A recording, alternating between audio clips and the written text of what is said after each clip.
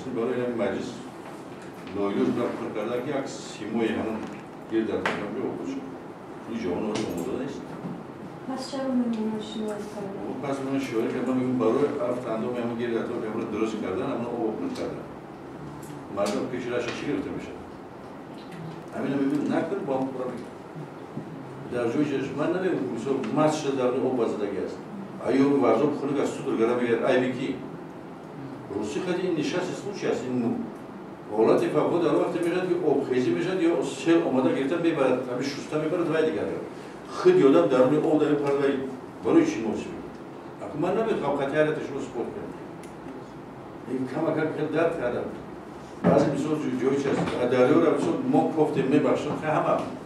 چیست وقتی یک حادثه شد ما گفتیم که یارو دیگر گفتیم از یارو دوازی در خلفی بستگی خلفی مقام کردگی کلوش کردگی اینجا سطیل برو بازم خیلی باید سر خطی میده اما روز دارم میزنی خلقه استفاده کدام خلقی کلام باشه اگر سک بسته باشه کلام کرد مایده باشه مایده یا کی بکنه دیگه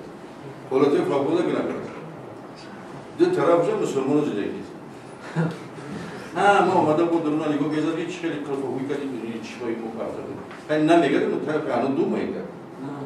она вообще что интересного допустим не интересно замок бача бывает а зачем таб дар амин варақаи матбуоти хондем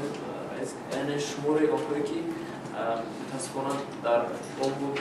дарёҳо бу дигар кӯлҳо масалан ғарқ шудани имсол мутаассифона зиёд шудааст мехостам пурсам ки сабаби ҳаминро дар чӣ мебинед шояд история аз надонистани ҳамин ҳунари обозиам ҳаст фикр мекунед ё ки чи аст сабабаш нисбати ғарқ шудагон маълум аст ки имсол нисбатан ба соли гузашта гармӣ омадааст як дидем ки инҷа бисёр сабабҳои гуногун аст мо аз синни навҷавон то 17 солагӣ зиёд аст баъд